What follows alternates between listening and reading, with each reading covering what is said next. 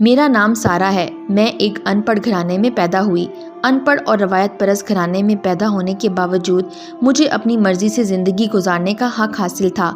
والد صاحب کو بہت دکھ تھا کہ وہ پڑھ لکھ نہ سکے، تبھی انہوں نے ٹھان لی تھی کہ مجھے تعلیم کے زیور سے وہ محروم نہ کریں گے۔ حالانکہ ہمارے خاندان میں لڑکیوں کی تعلیم کو عیب تصور کرتے تھے، لیکن میں تو والدین کی اکلوتی تھی۔ میرے منہ سے نکلی ہوئی بات کہ وہ گویا حکم کا درجہ دیتے تھے۔ مجھ کو بھی تعلیم حاصل کرنے کا شوق تھا۔ خاندان بھر کی مخالفت کے باوجود اسکول میں داخل کروا دیا۔ میری قسمت کہ امی جان دوسرے بچے کی ولادت کے وقت فوت ہو گئیں۔ ان دنوں گاؤں میں ہسپتال نہ تھا، گھر پر ہی انہوں نے بچی کو جنم دیا اور خود خالق حقیقی کے پاس چلی گئیں۔ چھوٹی سی بچی کی پرورش ایک بڑا مسئلہ تھا۔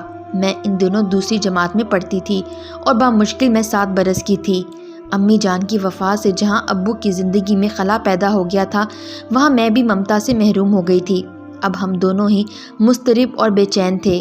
ایک روز پھپھو عائشہ گھر آئیں اور والد سے کہا، تم دوسری شادی کر لو، اس ننھی بچی کو میں نہیں سنبھال سکتی۔ میرے اپنے چھوٹے چھوٹے بچے ہیں اور گھر کا سارا کام بھی مجھے کرنا پڑتا ہے۔ عائشہ پھپھو ابو کی سگی بہن نہیں تھی، دور کے رشتے سے ان کی کزن تھی۔ امی کی وفات کے بعد والد نے مجھے اور میری چھوٹی بہن کو ان کے سپرد کر دیا تھا۔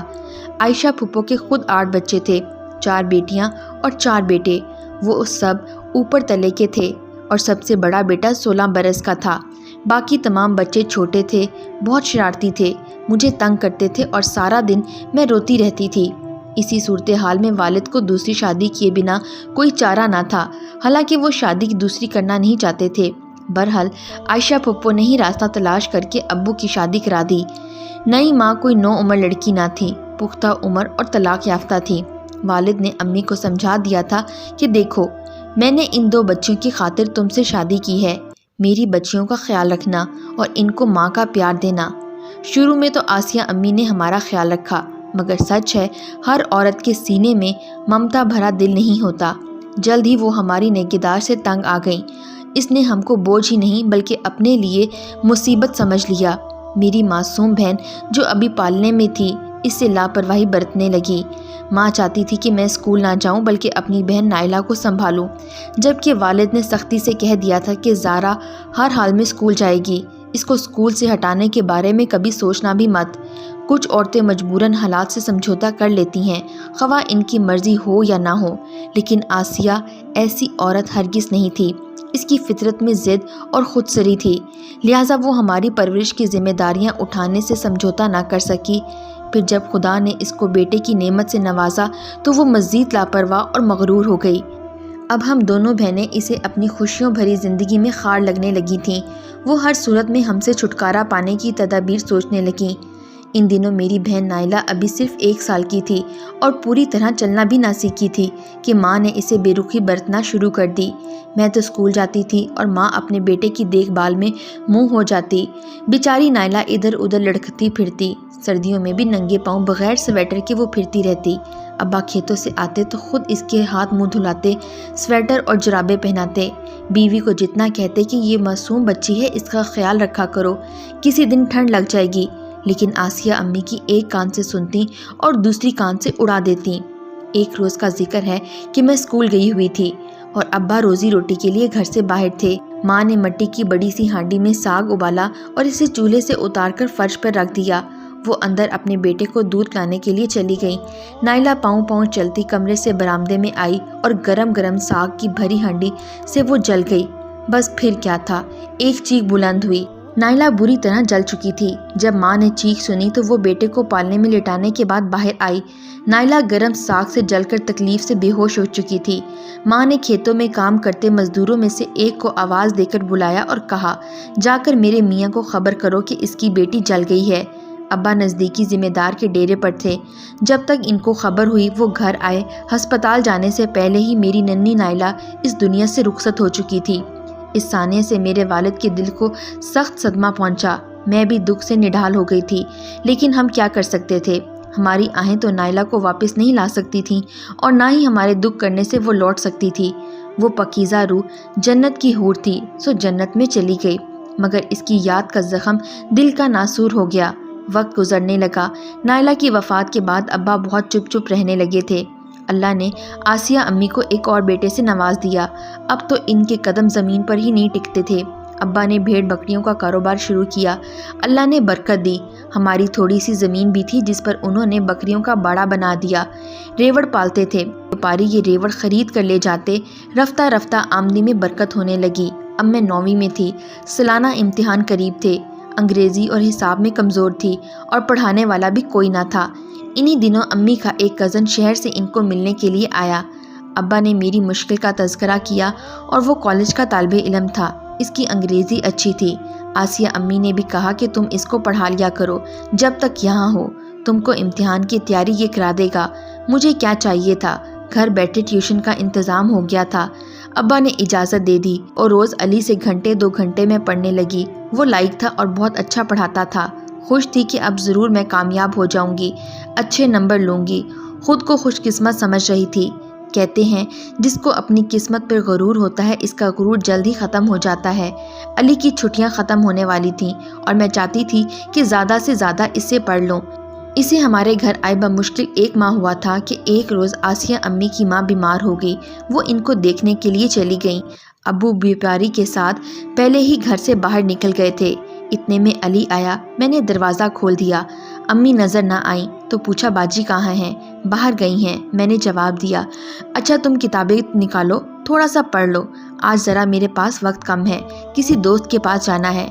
میں کتابیں لے آئی اور پڑھنے بیٹھ گئی۔ علی توجہ سے مجھے پڑھا رہا تھا۔ پڑھاتے پڑھاتے نہ جانے اسے کیا ہوا کہ اس نے میرا ہاتھ پکڑ لیا۔ میں اس کے غلط ارادوں سے واقف نہ تھی، اتنی سمجھ بھی نہ تھی۔ مختصر خود کو اس کے غلط ارادے سے نہ میں بچا سکی۔ میں رو رہی تھی۔ یہ کہہ کر وہ گھر سے چلا گیا کہ کسی کو مت بتانا، اگر بتایا تو آسیہ باجی سے تمہاری شکایت کروں گا، پھر ان کا غصہ تو تم جانتی ہو۔ میں سوتیلی ماں سے بہت ڈرتی تھی، لہٰذا لب نہ کھول سکی۔ اگر انہیں کچھ بتاتی بھی تو وہ کب علی کو دوشی ٹھہراتی، سارا الزام میرے سر تھوم کر الٹا مجھے ابا سے پٹواتی۔ جب امی آئیں، رو رو کر آنکھیں میری سرخ تھیں۔ پوچھا ارے تجھے کیا ہوا ہے؟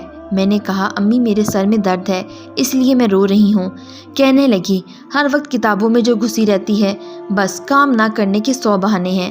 اچھا جا چائے بنا کر پی لے، میں سر درد کی گولی دیتی ہوں، 2 کپ بنانا، ایک خود لینا، ایک مجھے دے دینا، میرے بھی سر میں درد ہو رہا ہے۔ علی اگلے دن واپس کراچی چلا گیا اور پھر ہمارے گھر کبھی نہ آیا۔ مجھے علم نہ تھا کہ ایسی غلطیوں پر کوئی مصیبت بن جاتی ہے اور خمیازہ لڑکی کو بھگتنا پڑتا ہے۔ میں ان دنوں بمشکل 14 برس کی تھی۔ علی کو گئے ہوئے 2 ماہ ہوئے تھے۔ ایک دن جب ابا باڑے میں اپنے ریوڑ کو گھاس ڈال رہے تھے، اچانک زہریلے سانپ نے ان کو ڈس لیا۔ دراصل سانپ گھاس میں چھپا ہوا تھا۔ جو ہی انہوں نے بکریوں کو ڈالنے کے لیے گنے کے لمبے لمبے پتے اٹھائے، سانپ نے ان کو ڈس لیا اور ان کو سانس لینے کی بھی مہلت نہ دی۔ وہ جہاں کھڑے تھے چند قدم چل کر گر پڑے۔ ان پر غنودگی طاری ہو گئی۔ کسی کو علم نہ تھا کہ ان کے ساتھ کیا ہوا ہے۔ ہم سمجھے وہ کھیتوں کی طرف گئے ہوں گے۔ جب مغرب ہونے لگی تو امی نے مجھے کہا تیرا ابا ابھی تک نہیں آیا، حالانکہ اس وقت وہ دودھ دھونے ضرور آ جاتا ہے، ذرا دیکھ کہیں باڑے میں کچھ نہ ہوا ہو، بچہ دودھ کے لیے رو رہا ہے۔ میں نے باڑے میں جھانکا تو ابو کو فرش پر گرا ہوا دیکھا۔ ان کی حالت ایسی تھی کہ میری تو چیخ ہی نکل گئی۔ میں دوڑی ہوئی امی کی طرف گئی، ان کو بتایا کہ ابا زمین پر گرے ہوئے ہیں۔ وہ بھی دوڑی ہوئی آئیں، ہلایا جلایا، مگر وہ زندہ ہوتے تو آنکھیں کھولتے، وہ تو مر چکے تھے۔ پڑوسی کو بلایا، پھر اور لوگ بھی ارد گرد اکٹھے ہو گئے اور ہر ایک یہی کہہ رہا تھا کہ اللہ دیتا بیچارہ، اسے تو کالے ناگ نے ڈس لیا ہے، بدن بھی نیلا ہو گیا ہے۔ ماں تو جو روئی سو روئی، مگر میری تو سچ مچ دنیا ہی اجڑ گئی تھی۔ میرا کون تھا والد کی سوا؟ کس کو میں پکارتی، کس سے فریاد کرتی؟ ابا کی وفات کو ابھی 2 ماہ ہی گزرے نہ تھے کہ میں بیمار پڑ گئی۔ بیمار کیا پڑی، بس طبیعت بوجھل تھی، کسی کام کو جی نہ کرتا تھا، 2 قدم چلتے تو گرنے لگتی، عجیب سی کیفیت تھی۔ ماں سمجھی کہ باپ کی موت کا صدمہ ہے، لیکن جب حالت غیر ہونے لگی تو ماں مجھے حکیم کے پاس لے گئی۔ اس نے میری آنکھیں چیک کیں اور کہا اسے کسی لیڈی ڈاکٹر کو دکھاؤ۔ امی عدت میں تھیں، شہر نہ جا سکتی تھیں۔ ہمارے گاؤں میں ایک ہیلتھ سینٹر تھا جہاں لیڈی ہیلتھ ورکر بیٹھی ہوئی تھی۔ آسیہ امی مجھے اس کے پاس لے گئیں کہ نہ جانے اسے کیا ہوا ہے، نہ کچھ کھاتی ہے نہ کچھ پیتی ہے، چلتی ہے تو گر پڑتی ہے، اس کو چکر آنے لگتے ہیں۔ اس ہیلتھ ورکر نے مجھے دیکھا تو ماں سے کہا تمہاری لڑکی سے کچھ غلطی ہو گئی ہے، اب تمہاری عزت داؤ پر لگی ہے، معلوم کرو کس سے اس کی دوستی ہے، اگر اسی سے شادی کر لو تو عزت بچا پاؤ گی یا پھر اس کا کوئی دوسرا حل سوچو۔ یہ سن کر ماں کا رنگ فک ہو گیا، مجھے گھر لا کر مارنے لگی کہ کلموہی آخر تجھے اتنی سی عمر میں کیا سوجی، کس سے خفیہ طور پر تو نے رشتہ جوڑ لیا ہے؟ اس لیے تو تیرے ابا سے میں کہتی تھی کہ اس کو اسکول نہ بھیجا کرو، زمانہ خراب ہے۔ زمانہ کیا خراب ہے، ارے تو خود ہی خراب ہے۔ اب میں تیرا کیا کروں؟ ایک تو بیوگی اوپر سے تیرا عذاب، تیرا علاج کروں کیا کروں، میں کدھر جاؤں؟ غرض جو ماں کے منہ میں آیا وہ بولتی گئی۔ بہت اصرار پر میں نے علی کا نام لے لیا تو وہ مجھے پیٹنے لگی۔ کم بخت، اپنے اصلی عاشق کو بچانے کے لیے میری علی پر تو نے تہمت دھر دی ہے۔ اب تو میں ایک پل بھی تجھے نہ رکھوں، تجھے دفان کرنا ہی پڑے گا۔ اگلے دن اس نے تانگا منگوایا اور مجھے ساتھ بٹھا دیا۔ جب دوسرا گاؤں آیا تانگے سے وہ اتر گئی۔ اس نے کہا کہ اسے ایک رشتہ دار کے گھر جانا ہے، تم اب جاؤ۔ جب وہ چلا گیا مجھے ویرانے میں دھکا دے دیا کہ جہاں دل کرے چلی جاؤ، اب میرے گھر لوٹ کر تم کبھی مت آنا۔ وہ جانے کیسے اپنے گھر گئی مجھے نہیں معلوم۔ میں اس ویرانے میں ایک پتھر پر بیٹھی رو رہی تھی، سوچ رہی تھی کہ اب کہاں جاؤں، کیا کروں۔ دل میں چپکے دعا کر رہی تھی کہ سچ ہے جس کا کوئی آسرا نہیں، اللہ اس کا آسرا ہوتا ہے۔ تھوڑی ہی دیر گزری تھی کہ ایک بزرگ اور ان کا بیٹا ادھر سے گزرے۔ انہوں نے مجھے اکیلے بیٹھے دیکھا تو سڑک سے اتر کے وہاں آ گئے جہاں میں بیٹھی رو رہی تھی۔ بزرگ نے پوچھا، بیٹی یہاں کیوں بیٹھی ہو اور تم کیوں رو رہی ہو؟ میں نے ان سے کہا کہ میری ماں سوتیلی ہے اور باپ میرا فوت ہو گیا ہے۔ سوتیلی ماں مجھے یہاں چھوڑ کر چلی گئی ہے، میرا کوئی دوسرا گھر نہیں، اس لیے یہاں میں بیٹھی رو رہی ہوں۔ میں کہاں جاؤں؟ تم ہمارے ساتھ ہمارے گھر چلو، گھر میں میری بیوی ہے، میرا ایک بیٹا ہے لیکن کوئی بیٹی نہیں ہے۔ آؤ تم میرے ساتھ چلو، مجھے اپنے باپ کی جگہ سمجھو اور آؤ میرا اعتبار کرو۔ ڈوبتے کو تنکے کا سہارا، مزید کچھ سوچے میں ان کے ساتھ چل دی۔ وہ مجھے اپنے ساتھ نزدیکی گاؤں میں لے آئے جہاں ان کا گھر تھا۔ ایک بوڑھی عورت کھانا پکا رہی تھی، یہ ان بزرگ کی شریک حیات تھی۔ انہوں نے مختصر میری ردات بتائی۔ بوڑھی عورت نے مجھے گلے لگا لیا، وہ نیک عورت تھی۔ 2 دن تو ڈر سے اسے کچھ نہ بتایا کہ کہیں یہ بھی مجھے گھر سے نہ نکال دے۔ آخر بتانا تو تھا کیونکہ میری طبیعت جو ٹھیک نہ تھی اور آنے والے ایام بھی خوفناک حقیقت کو عیاں کرنے والے تھے۔ بوڑھی عورت نے تحمل سے میری بات سنی، بجائے غصہ ہونے کے اس نے مجھے تسلی دی، اور جب رات کو اس کا شوہر اور بیٹا آئے تو ان کو حقیقت حال سے آگاہ کیا۔ 2-3 دن اس گھر میں موت سی خاموشی رہی۔ وہ سوچتے رہے کہ اب کیا کرنا چاہیے۔ بالآخر ان کے لڑکے نے فیصلہ کر لیا۔ اس نے اپنے والدین سے کہا، ماں یہ بامشکل 14 برس کی لڑکی ہے، یہ چھوٹی اور ناسمجھ ہے، لیکن آپ لوگ تو سمجھدار ہیں، ایسے حالات میں اس کو گھر سے نکالنا بہت بڑا گناہ ہوگا۔ آپ ساتھ والے گاؤں جائیے اور اس کی سوتیلی ماں سے مل کر حالات معلوم کیجیے۔ اگر یہ لڑکی سچ کہہ رہی ہے تو اس کا نکاح مجھ سے کر دیں، اس سے بڑی نیکی اور کیا ہوگی۔ اگلے دن وہ نیک لوگ ہمارے گاؤں گئے، آسیہ امی سے ملے۔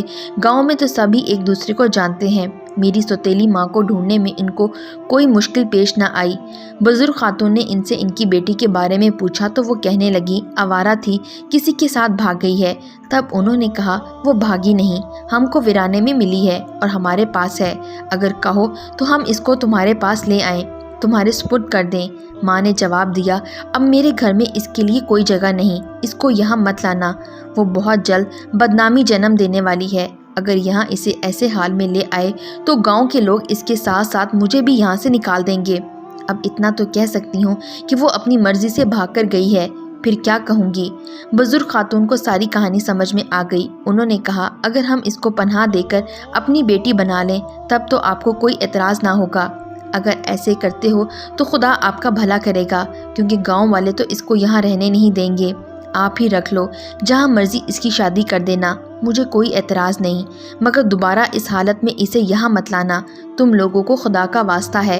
میرے محسن بزرگ اور ان کی بیوی گھر آئے، انہوں نے مجھے بیٹی کہہ کر گلے لگایا، کہنے لگے، ہم اپنے رب کی خوشنودگی کے لیے تم کو اپناتے ہیں اور اپنے بیٹے سے تمہارا نکاح پڑھوانا چاہتے ہیں، کیونکہ وہ راضی ہے، یہ صرف اس لیے کہ تیرے ساتھ ظلم ہوا ہے، اور ظلم کرنے والے ہماری پکڑ میں نہیں آ سکتا، مگر انشاءاللہ اللہ تعالیٰ وہ خدا کی پکڑ میں کسی نہ کسی دن ضرور آئے گا۔ ہم کو تو صرف تمہیں بدنامی اور رسوائی سے بچانا ہے، آگے خدا کی جو مرضی۔ انہوں نے میری کوکھ میں پرورش پانے والے بن باپ کے بچے کو قتل کرنے سے یہی بہتر جانا کہ اس کو اس دنیا میں آ جانے دیں، اور اس کو باپ کا نام ان کے نیک بیٹے نے دیا، انہوں نے گاؤں میں مشہور کر دیا کہ مجھے دوسرے گاؤں سے بیاہ کر لائے ہیں۔ جلدی میں نکاح اس لیے ہوا ہے کہ میرے باپ کا حال ہی میں سانپ کی ڈسنے سے انتقال ہوا ہے اور ماں سخت بیمار تھی، لہٰذا ہم نے اس کی خواہش پر فوری اپنے بیٹے کا نکاح اس سے کر دیا۔ بدنصیب بچی پیدائش کے بعد اللہ کو پیاری ہو گئی۔ خدا کی طرف سے اس کی زندگی اتنی سی تھی۔ بچی کی وفات کے 6 ماہ بعد وہ مجھے اپنے عزیز کے گھر لاہور لے کر گئے۔ چند لوگوں کی موجودگی میں مجھے دلہن بنایا اور باقاعدہ اپنے بیٹے کی منکوہہ بنا کر واپس گاؤں لے آئے۔ اس دن سے آج دن تک میں اسی گھر میں ہوں۔ یہ گھر میری پناہ گاہ ہی نہیں، میری جنت بھی ہے۔ ساس سسر وفات پا چکے ہیں، مگر ان کے فرشتہ سیرت بیٹے نے، جو میری زندگی کا ساتھی ہے، آج تک میرے ماضی کا مجھے تانا نہ دیا اور نہ کبھی ذکر کیا کہ تمہارے ساتھ کیا ہوا تھا۔ یہ بات سچ ہے کہ اس دنیا میں جہاں علی جیسے لوگ ہیں، وہاں احمد جیسے فرشتہ صفت مرد بھی ہیں، جن کی بدولت اس دنیا میں اجالا ہے۔ جب تک جیوں گی ان کے قدموں میں بندھی بن کر رہوں گی۔ آج میں احمد کے 3 بچوں کی ماں ہوں اور پرسکون زندگی میں گزار رہی ہوں۔ اب جب بھی مجھے علی کا خیال آتا ہے، اسے بد دعا دینے کا دل کرتا ہے۔ خدا کرے کہ اسے کبھی خوشیوں کا منہ نہ دیکھنا نصیب ہو۔ آج بھی سوچتی ہوں کہ سوتیلی ماں سوتیلی ہوتی ہے۔ اگر آسیہ ماں کی جگہ میری سگی ماں ہوتی تو کیا مجھے ایسے گھر سے نکال دیتی؟ ہرگز نہیں۔ کوئی بھی سگی ماں اپنی اولاد کو اس طرح ویرانے میں اکیلا نہیں چھوڑ سکتی، جس طرح آسیہ امی مجھے ویرانے میں اکیلا چھوڑ کر خود گھر آ گئی تھی۔ خدا بھلا کرے میرے ساس سسر کا، اگر وہ مجھے پناہ نہ دیتے تو شاید میں آج اس دنیا میں نہ ہوتی۔ ہمیشہ میرے لبوں سے اپنے سسر اور ساس کے لیے دعائیں نکلتی ہیں۔